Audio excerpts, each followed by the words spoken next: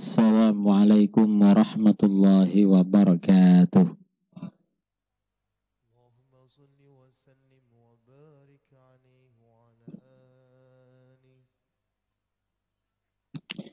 Bismillahirrahmanirrahim. Alhamdulillahi rabbil alamin. Lahul hamdu wa lahul fadlu wa lahus sana'ul hasan. Asyhadu an la ilaha illallah wahdahu la syarika lah. Wa asyhadu anna sayyidana Muhammadan abduhu wa rasuluh. Allahumma shalli ala sayyidina Muhammadin tibbil qulubi wa dawaiha wa afiyatil abdani wa shifaiha wa nuril absari wa diyaiha wa qutil arwahi wa ghidaiha wa ala alihi wa sahbihi wa barik wa sallim. Amma ba'd. Para asatidz, para tokoh jajaran pengurus DKM Masjid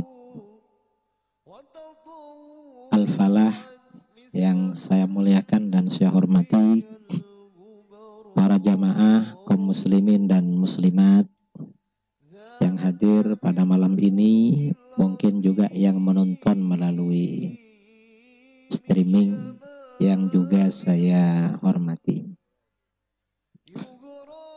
Alhamdulillah, pada malam ini kita berkumpul di majelis ilmu. Majelis ilmu itu faedahnya, pahalanya besar sekali. Dalam hadis riwayat Ibnu Majah dari Abu Dzar Al-Ghifari radhiyallahu an, Rasulullah shallallahu alaihi wasallam bersabda, la antaghdua fata'allama ayatan min kitabillah khairun laka min an tusalliya mi'ata rak'atin. Seandainya kamu pergi lalu belajar satu ayat Al-Quran, belajar baca satu ayat saja, itu lebih baik bagi kamu daripada sholat sunnah 100 rakaat. Saya kira gak perlu saya tanya, ada enggak yang sholat 100 rakaat tiap malam? Gak ada ya? Gak ada. Kadang qobliyah, ba'diyah gak sholat, kadang langsung turun. Apalagi 100 rakaat. Ternyata belajar Al-Quran satu ayat itu pahalanya lebih besar daripada sholat sunnah 100 rakaat. Itu belajar baca. Kalau belajar ilmu bagaimana? Lebih besar lagi pahalanya. Lalu dalam hadis itu terusannya, wala antaghdua fata'allama baban minal ilmi umila bihi aw lam yu'mal khairun laka min an tusalliya al-faraqah. Seandainya kamu pergi lalu belajar satu bab ilmu agama, belajar tentang batalnya sholat, belajar rukunnya sholat, rukunnya wudhu, yang membatalkan wudhu, syaratnya, rukunnya mandi, kemudian puasa, ilmu fikih, itu ilmu namanya. Atau ilmu-ilmu yang lain, ilmu agama. Baik ilmu itu diamalkan atau tidak diamalkan. Maksud diamalkan itu ilmu yang biasanya diamalkan seperti sholat. Kalau yang tidak diamalkan seperti akidah. Kalau akidah itu kan bukan pengamalan tapi keyakinan. Itu maksud tidak diamalkan. Itu lebih baik bagi kamu daripada sholat 1000 rakaat. Itu majelis ilmu. Karenanya umat Islam ini perlu meramaikan majelis ilmu. Mengapa? Datang belajar di majelis ilmu pahalanya lebih besar daripada 1000 rakaat. Kalau 100 rakaat gak pernah mengerjakan, apalagi 1000. Kalau ulama-ulama dulu sholat 100 rakaat itu biasa, ulama-ulama dulu ya. Imam Ahmad bin Hambal sholatnya tahajudnya 300 rakaat. Setelah dipenjara dalam tragedi kemakhlukan Al-Quran, karena khalifah dulu rezim zalim ya pada masa Imam Ahmad. ketika rezim zalim pada masa Bani Abbasiyah memaksakan akidah Mu'tazilah. Tokoh-tokoh yang gak ikut Mu'tazilah dipenjara dan dipukuli. Imam Ahmad habis dipukuli, fisiknya lemah, tidak kuat, tahajudnya tinggal 150 rakaat. Itu gak kuat. Kita ini yang sehat-sehat kadang gak tahajud. Imam Ahmad itu 300, 150. Yang 1000 rakaat banyak juga ulama dulu. Sebagian ulama itu ada yang semalam 500 rakaat. Ada yang sholat mulai duha sampai zuhur 400 rakaat. Itu duhanya 400. Ada yang 1000 rakaat. Itu dulu. Nah, ternyata apa? Datang kepada majelis ilmu, belajar ilmu agama. Itu fadilahnya lebih besar daripada 1000 sholat sunnah 1000 rakaat. Ya mudah-mudahan lah kita duduk di sini mendapatkan pahala lebih dari 1000 rakaat. Paling enggak kita ini bisa berkumpul dengan para ulama dulu. Kita ini termasuk orang yang dicatat, termasuk orang yang mencintai ulama-ulama dulu. Mencintai orang-orang soleh. Mencintai baginda Rasulullah SAW dan cinta kepada Allah Subhanahu wa taala. Mudah-mudahan begitu. Nah, tema yang akan kita bicarakan pada malam ini adalah peran ahli hadis dalam akidah Ahlus Sunnah wal Jamaah. Ini temanya agak berat. Mestinya tema seperti ini di kampus pasca sarjana, S2 atau S3. Tapi agak apa-apalah, anggap ini S3 semua. Sarjana ya, insya Allah ini sebagian ada yang sarjana. Nggak apa-apa, karenanya ini berbicara harus lebih mudah, harus lebih mudah difahami. Nah, kita yang pertama ini yang kita bicarakan kan peran ahli hadis dalam menyebarkan, membela akidah Ahlus Sunnah wal Jamaah. Yang perlu kita fahami pertama kali adalah Ahlus Sunnah wal Jamaah. Ahlus Sunnah wal Jamaah itu sebenarnya apa dan siapa? Itu yang kita fahami. Di dalam Al-Quran Allah Subhanahu wa ta'ala berfirman, kuntum khaira ummatin ukhrijat linnas ta'muruna bil ma'ruf wa tanhauna 'anil munkar wa tu'minuna billah. Kamu adalah sebaik-baik golongan. Kamu ini artinya umat Islam. Kamu umat Islam adalah sebaik-baik golongan yang dikeluarkan bagi manusia. Jadi umatnya Rasulullah Shallallahu Alaihi Wasallam oleh Allah ditegaskan sebagai golongan terbaik. Jadi umat Islam ini umat terbaik. Umat Islam ini umat terbaik. Perbandingannya dengan siapa? Apa umat Islam ini lebih baik dibandingkan umat beragama yang ada sekarang? Kalau di Indonesia dulu yang diakui, saya masih sekolah dasar kan, selain Islam ada 4. Kristen Katolik, Kristen Protestan, Hindu, Buddha. Setelah reformasi ditambah lagi Konghucu. Setelah itu ada lagi. Nggak ada ya, 5 ya yang diakui ya. Mungkin kepercayaan lain ada. Nah, Islam itu dianggap lebih baik apakah dibandingkan yang 5? Bukan. Islam itu baik, umat Islam ini golongan terbaik bukan dibandingkan penganut agama yang sekarang. Tetapi maksudnya dibandingkan siapa? Dibandingkan para umat para rasul dan para nabi sebelumnya yang masih lurus di dalam agama tauhid. Itu maksudnya. Jadi umatnya Rasulullah ini lebih afdal daripada umatnya Nabi Adam, lebih bagus, lebih utama daripada umatnya Nabi Idris, Nabi Nuh, Nabi Saleh, Nabi Syuaib, Nabi Ibrahim, Nabi Lut, Nabi Hud, dan nabi-nabi berikutnya. Itu maksudnya. Nah, sekarang ini kan musim kan, orang-orang liberal bilang semua agama sama. Gak sama, gak sama. Agama itu gak sama. Agama Islam ini agama paling sempurna. Rasulullah Shallallahu Alaihi Wasallam Nabi dan Rasul yang paling mulia.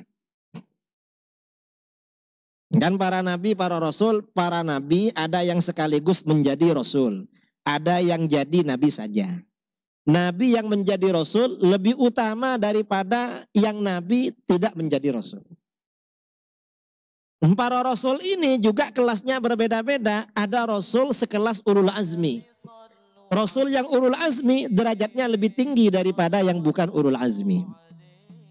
Nah, Rasul yang ulul azmi yang paling tinggi derajatnya adalah Rasulullah Shallallahu Alaihi Wasallam. Jadi Rasulullah ini memang makhluk paling mulia, paling utama.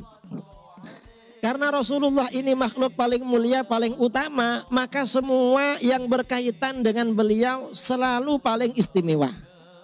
Apa? Kitab sucinya, kitab paling bagus. Al-Quran ini paling bagus dibandingkan kitab suci yang lain. Sahabatnya Rasulullah lebih utama daripada sahabatnya nabi-nabi sebelumnya. Ajaran agamanya, ajaran Islam ini lebih utama daripada ajaran agama-agama sebelumnya. Karena kalau ajaran agama sebelumnya itu hanya terbatas untuk satu komunitas tertentu. Kalau Islam untuk siapa saja. Ajaran Islam ini dibandingkan ajaran agama sebelumnya lebih bagus. Jangan dibandingkan ajaran yang hasil pikiran manusia, gak ada apa-apanya. Karenanya ajaran Islam ini kalau diterapkan lebih bagus daripada ajaran siapapun. Itu ajaran Islam. Dan lebih dari itu, umat Islam, umatnya Rasulullah lebih utama daripada umatnya nabi-nabi terdahulu. Lebih utama. Kita ini walaupun nakal-nakal, termasuk golongan umat yang utama dibandingkan umatnya nabi-nabi sebelumnya. Nah, apa ciri khasnya? Keistimewaan umat Islam lebih utama daripada umatnya nabi-nabi sebelumnya. Di dalam ayat ini diterangkan ta'muruna bil ma'ruf wa tanhauna 'anil munkar. Kamu senantiasa mengajak pada kebaikan dan mencegah dari kemungkaran. Ini orang Islam.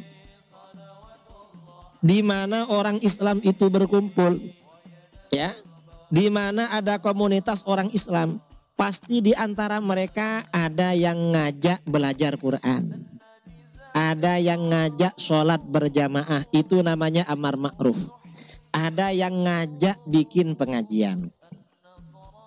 Jangankan saudara-saudara kita yang tinggal di Bogor, di Cipayung, kadang ada saudara-saudara jadi TKI ke Hong Kong, TKW.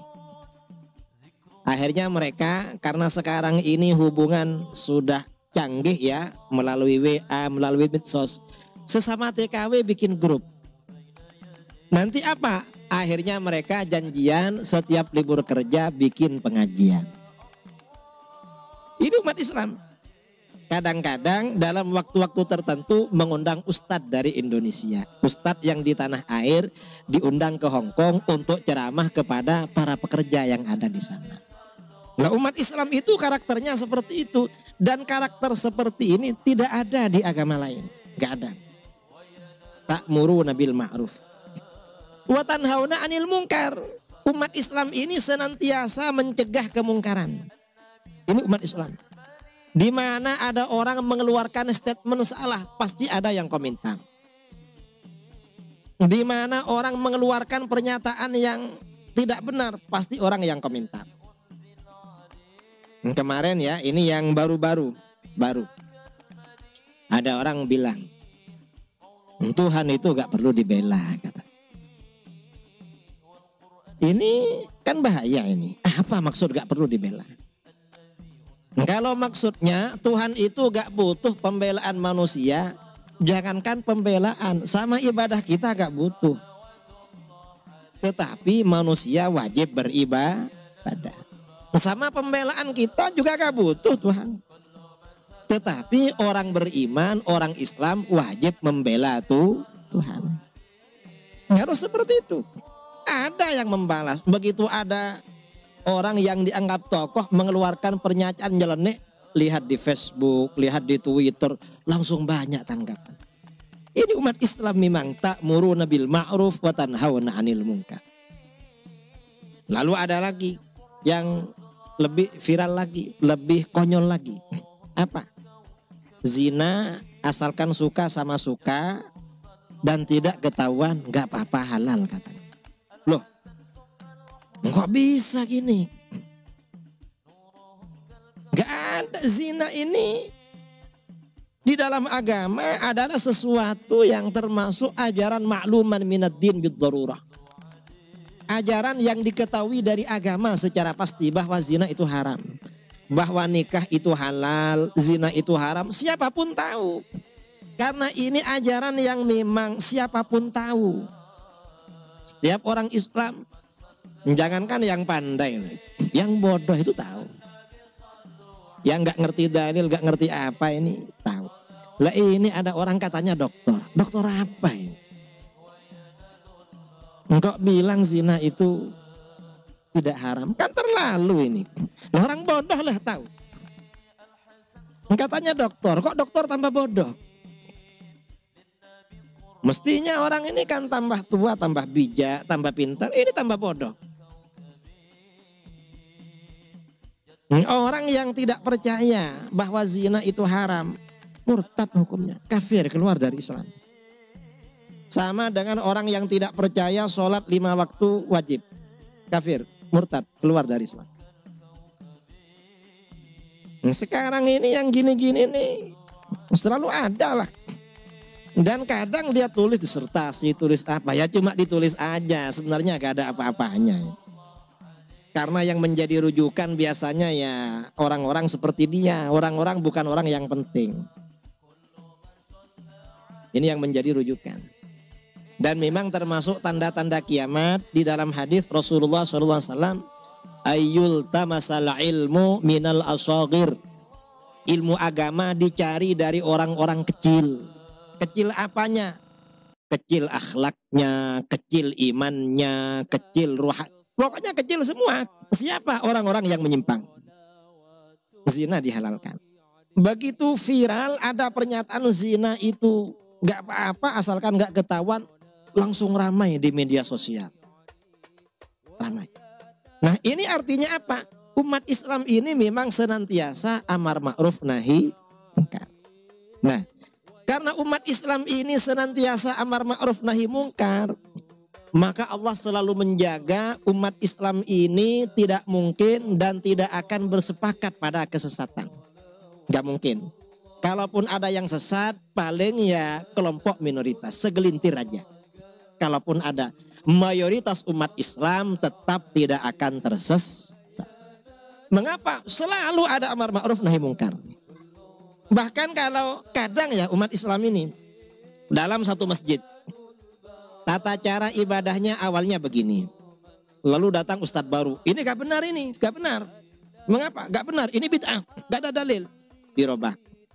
Nanti datang ustadz lagi yang lebih pintar, loh ini gak benar ini, yang benar yang lama, dirubah lagi.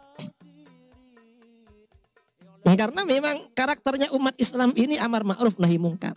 Di dalam hadis Rasulullah SAW bersabda ya, hubungannya dengan ayat ini.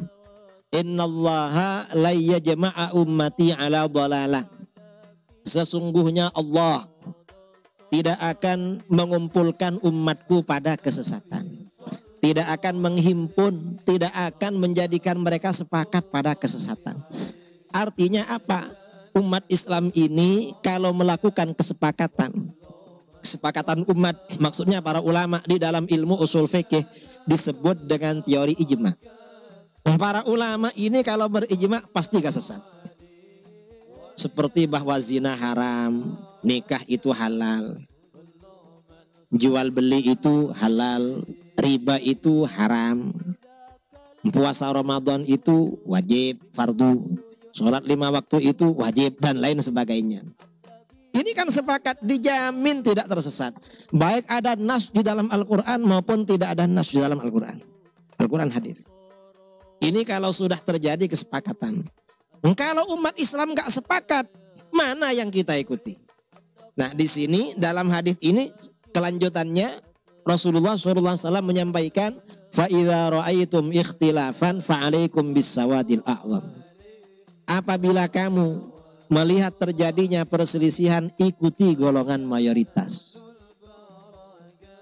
Kalau umat Islam ini terkotak-kotak menjadi banyak aliran.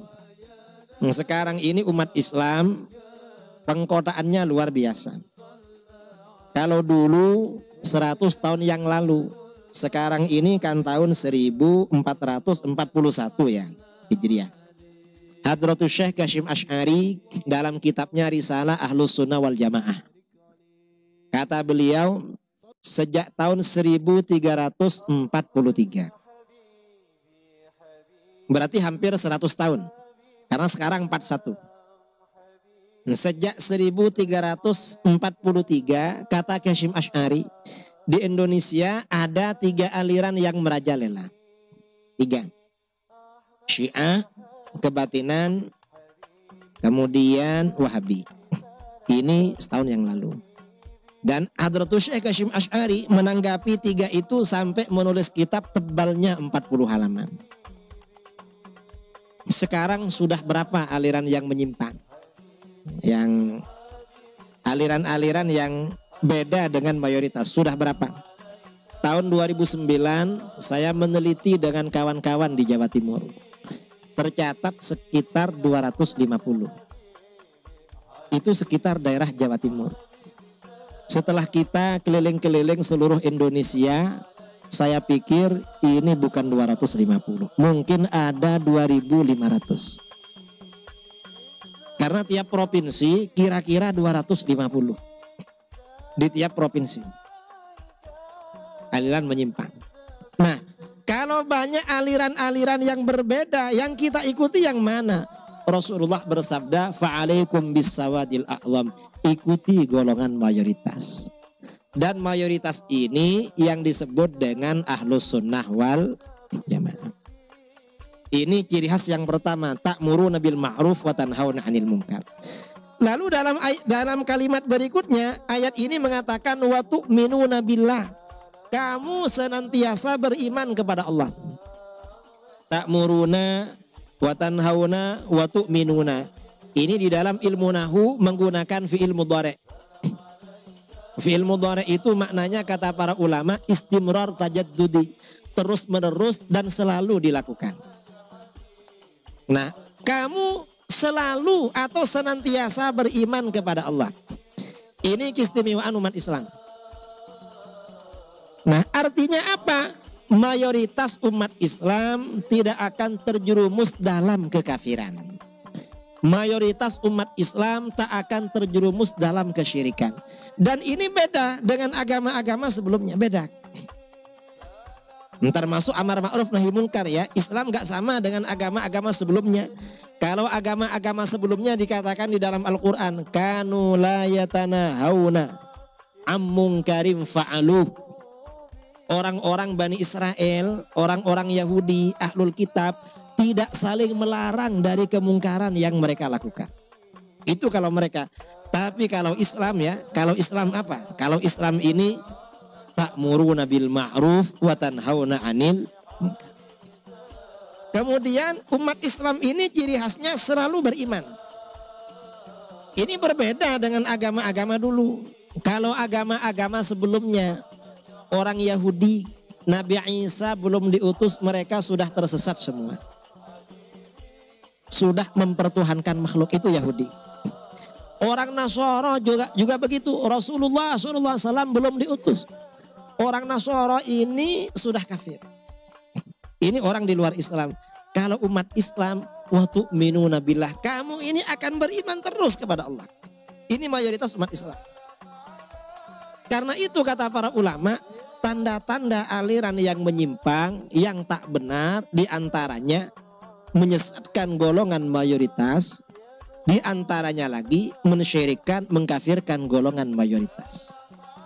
Mengapa? Karena bahwa umat Islam ini akan selalu beriman sudah ditegaskan di dalam Al-Quran. Wa tu'minuna billah. Kamu ini selalu beriman kepada Allah. Karenanya di dalam hadis Rasulullah SAW, hadis riwayat Bukhari Muslim, dari Uqbah bin Amir al-Badri al-Ansari radhiyallahu anhu. Beliau bersabda, inni lastu akhsha alaikum an tusyriku ba'di. Sesungguhnya aku tidak khawatir kamu akan syirik sepeninggalku. Rasulullah gak khawatir umatnya akan syirik secara massal, secara mayoritas, secara berbondong-bondong. Gak khawatir. Gak ada.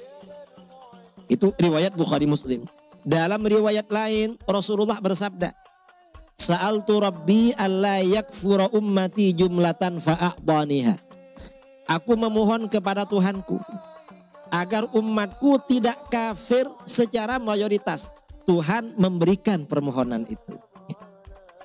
Artinya apa? Bahwa mayoritas umat Islam tidak akan kafir sudah ada garansi dari baginda Rasulullah SAW.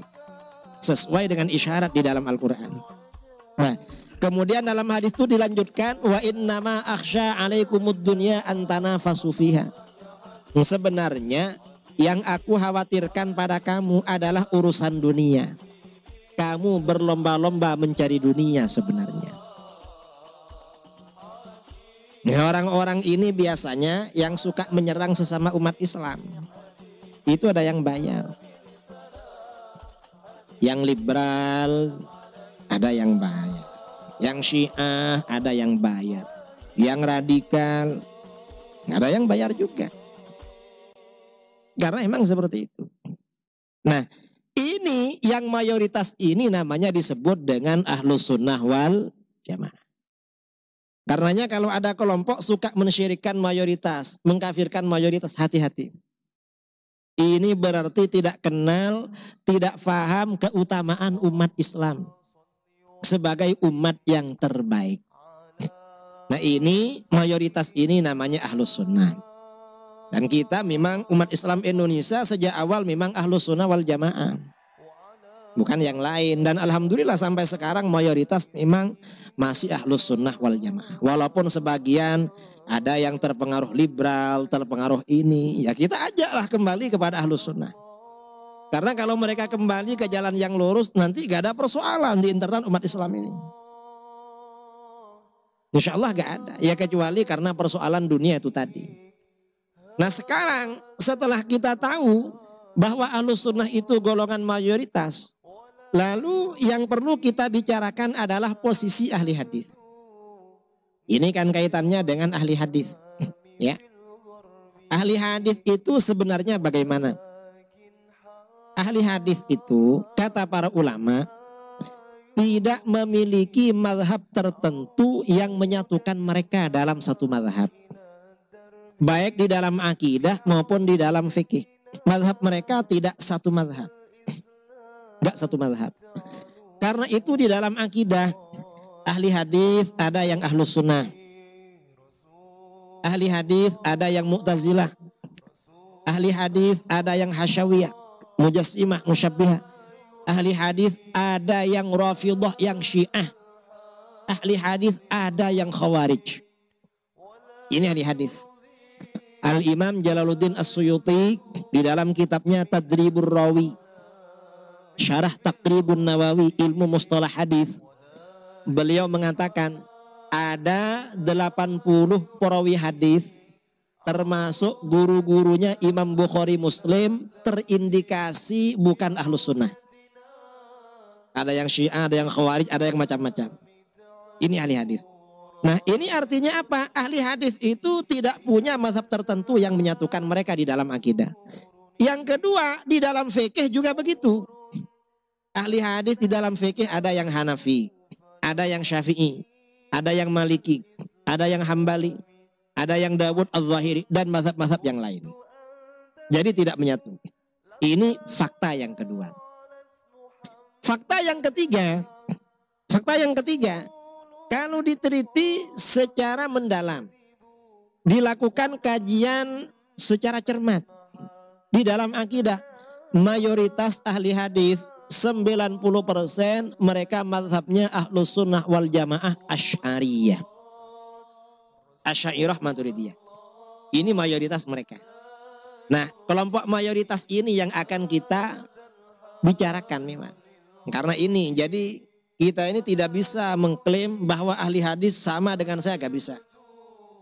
Karena hadis ini kan disiplin keilmuan. Orang yang ada di dalam disiplin keilmuan itu belum tentu perilakunya sama. Orang yang ada dalam satu komunitas belum tentu perilakunya sama. Itu siapapun. Ustadz ada yang baik, ada yang agak nakal. Kiai banyak yang baik, ada juga yang agak nakal. Itu kiai. Habib yang baik banyak, yang nakal juga adalah. Atau misalnya komunitas lain, tentara yang baik banyak, yang nakal juga ada.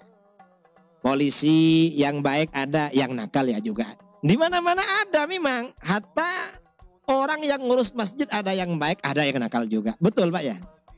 Di mana-mana memang ada. Komunitas itu gak bisa. Biasanya untuk komunitas yang gak bagus itu orang-orang bilang oknum itu. Oknum. Karena dianggap mencoreng nama suatu kelompok. Nah, ahli hadis itu di dalam akidah mayoritas Asy'ariyah Maturidiyah. Nah, di dalam fikih kata para ulama ahli hadis itu 80% mereka mazhabnya Syafi'iyah. Itu ahli hadis. Karenanya kalau berbicara dalil-dalil hadis di dalam akidah, mazhab Asy'ari ini paling kuat ditinjau dari aspek ilmu hadis, dari dalil-dalil hadis. 4 mazhab kalau berbicara tentang dalil hadis, kata ulama di luar mazhab Syafi'i, ada ulama mazhabnya Hanafi. Syekh Waliullah Ahmad bin Abdurrahim Ad-Dahlawi. Ulama bermazhab Hanafi ada abad ke-11 atau 12. Beliau punya kitab namanya Al-Insaf fi Bayani Sababil Ikhtilaf. Kata beliau, mazhab terbaik itu mazhab Syafi'i. Mengapa? Itu mazhabnya ahli hadis. Mayoritas ahli hadis memang mazhabnya Syafi'i. Ini secara fikih. Karena itu kalau kita ini berbicara dalil hadis, karena memang Indonesia ya, Islam disebarkan ke Indonesia ini kan Islam fikihnya Syafi'i, akidahnya Asy'ari. Walaupun mereka tidak pernah mengklaim sebagai kamu fikihnya apa, gak mengklaim ahli hadis. Kamu akidahnya apa, juga tidak mengklaim ahli hadis. Mengapa? Karena sudah maklum di kalangan para ulama mayoritas ahli hadis akidahnya Asy'ariyah Maturidiyah. Di dalam fikih mayoritas ahli hadis fikihnya Syafi'iyah. Maka bagaimana? Sudah pasti berarti dalil-dalilnya ditinjau dari aspek hadis-hadis, Asy'ariyah Syafi'iyah itu paling kuat dibandingkan mazhab-mazhab yang lain. Dan ini memang betul peran ulama ahli hadis di dalam bidang akidah seperti itu. Juga di dalam fikih seperti itu. Ahlus Sunnah Indonesia maksudnya. Saya tidak mau mengistilahkan Islam Nusantara. Jadi cukup pakai Islam Ahlus Sunnah wal Jamaah. Karena kalau Ahlus Sunnah wal Jamaah itu mendunia. Kalau Nusantara ini kan lokal. Kita ini kadang kan ada yang kerja ke Saudi, kerja ke Malaysia, kerja ke Qatar, kerja ke Eropa. Masa bawa Nusantara terus? Dan Islam Nusantara ini juga menjadi fitnah karena terjadi pro kontra.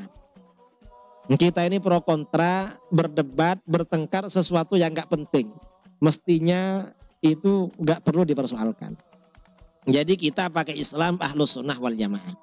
Nah, karena memang ajaran Islam yang disebarkan di Indonesia sejak dulu ini Islam Ahlus Sunnah wal Jamaah. Dan ajaran seperti itu memang yang diikuti, dipercaya oleh mayoritas ahli hadis. Maka ajaran yang kita jalankan sejak dulu itu lebih kuat. Itu kuat dari aspek dalil ilmu hadis dibandingkan kelompok-kelompok yang berbeda. Ini lebih kuat. Contohnya apa? Contoh ya. Ini budaya masyarakat kita. Ini kata Bapak Ketua DKM di masjid ini setiap habis Jumat ngasih makan. Kemudian buka puasa sampai 600 ya. Kalau Jumatan berapa bungkus? 400. Kita gak pernah dengar Di masjid Rasulullah SAW setiap habis Jumat pada masa beliau ada nasi bungkus, gak pernah. Tapi di sini mengadakan. Dan jangan coba-coba itu dibid'ahkan. Mengapa? Nanti ustadz-ustadz sini mengeluarkan hadisnya. Orang ini ngasih makan kok dibid'ahkan. Dan memang bangsa kita ini kan tradisi yang paling banyak itu kan tradisi ngasih makan. Ini bangsa kita. Mengapa tradisi ngasih makan? Daerah tempat tinggal kita ini dijajah oleh Belanda. Itu tujuannya apa? Selain mereka ini membawa misi agama, kristenisasi, mereka juga cari makan. Mengapa cari makan? Daerah tempat tinggal bangsa kita ini daerah subur. Curah hujan luar biasa, apalagi di Bogor, kota dingin. Karena curah hujan ini luar biasa, tanaman-tanaman tumbuh subur. Sampai sungai-sungai banyak ikannya. Hewan ternak, karena tanaman banyak, hewan ternak ini berkembang biak luar biasa. Produksi pertanian juga luar biasa. Produksi makanan bangsa kita banyak sekali. Karena produksi makanan banyak sekali, bangsa kita ini senang makan. Karena senang makan, senang bikin acara makan-makan. Cari momen-momen untuk ngasih makan. Istrinya hamil dapat 4 bulan ngasih makan. Dapat 7 bulan makan lagi. Anaknya lahir ngasih makan. Waktunya 40 hari katanya selapanan makan lagi. Waktunya turun ke tanah makan lagi. Saya tahunya setelah kawin, dulu gak tahu. Ini besok ini nyembelih. Kenapa? Ini sudah gini. Oh, ada lagi gitu. Dulu gak tahu. Waktu di pondok gak tahu. Nah, ternyata apa? Memang sedekah itu paling afdal makanan. Dan sedekah paling afdal itu minuman. Kata para ulama di dalam kitab-kitab fikih, sedekah yang paling afdal itu air. Ini air, paling afdal. Jangan dikira ini walaupun air tidak penting. Karena kita ini kalau datang dari mana-mana yang dicari pertama air. Dan setelah makan kita cari air. Ini kebutuhan vital memang. Dan ini sedekah paling afdal walaupun ringan. Di bawahnya minuman adalah makanan. Biasanya orang kalau ngasih makan pasti ngasih minum. Kadang ngasih minum aja. Gak ada orang cuma ngasih makan tanpa minum. Kalau makan pasti ada minum. Kalau minum kadang ada makan, kadang tak ada. Ini jangan dianggap sesuatu yang tidak penting. Ini besar sekali pahalanya. Rasulullah SAW ditanya, ya Rasulullah, ayyus sadaqati a'jabu ilaik. Sedekah apa yang engkau paling senang itu apa? Rasulullah menjawab, alma air. Saya ini paling senang sedekah air. Dalam riwayat Bukhari Muslim dari Abu Hurairah radhiyallahu an, hadisnya sahih. Rasulullah SAW bercerita, pada masa Bani Israel ada pelacur. Siang-siang pulang dari tempat kerja, karena pelacur biasanya kerjanya malam. Kalau siang pulang kerja istirahat. Di Timur Tengah itu kan panas, ya. Perjalanan pulang karena panas, dia masuk dalam sumur. Sumur itu dulu gak pakai timba, gak pakai tali, tapi pakai tangga. Lalu dia minum. Habis minum dia naik, ternyata di atas ada anjing mendekat kehausan. Lidahnya menjulur-julur kehausan. Karena merasa kasihan, pelacur ini turun lagi ke sumur itu, sepatunya dilepas untuk ambil air. Kasih minum itu anjing. Habis itu si pelacur ini meninggal dunia. Apa yang terjadi? Gara-gara ngasih minum anjing, Allah mengampuni dosanya sebagai pelacur. Padahal yang dikasih minum adalah anjing. Ini bukan berarti, berarti kalau begitu gak apa-apa zina. Yang penting habis itu ngasih minum. Bukan itu maksudnya. Khawatir habis zina langsung mati. Khawatir begitu, gak sempat ngasih minum mati duluan. Ya gak bisa diampuni. Ini motivasi untuk ngasih minum sebenarnya. Jangan disalahpahami. Dalil itu kalau disalahpahami rusak. Ini ngasih minum anjing, dosa berzina diampuni. Saya tanya, sampean pernah enggak ngasih minum anjing? Pernah? Enggak pernah, karena anjing di negeri kita gak ada yang haus. Gak ada yang kehausan dan pandai cari air. Sekitar kita banyak air kok, cari sendiri mereka.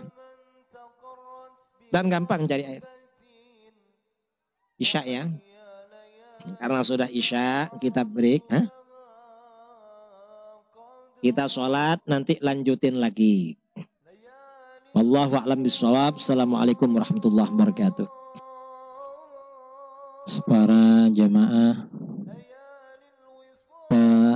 tema yang kita bicarakan tadi adalah tentang peran ahli hadis di dalam akidah Ahlus Sunnah wal Jamaah. Dan memang peran ahli hadis luar biasa. Karena memang banyak kitab-kitab akidah yang ditulis oleh para ulama ahli hadis. Mulai dari Imam Al-Bukhari, kemudian Imam Ibn Hibban. Imam Ibn Hibban di dalam Sahih Ibn Hibban itu banyak menyampaikan penjelasan-penjelasan tentang akidah. Kemudian siapa lagi? Ada Imam Al-Hakim, Imam Ad-Darqutni, Imam Abu Nu'aim. Lalu di bawah mereka Imam Al-Baihaqi. Itu adalah tokoh-tokoh Ahlus Sunnah wal Jamaah di kalangan ahli hadis. Dan kitab-kitabnya masih menjadi kajian sampai sekarang. Jadi kalau ingin tahu ya bisa baca kitab-kitab mereka bagi yang bisa baca. Bagi yang nggak bisa ya bertanya aja.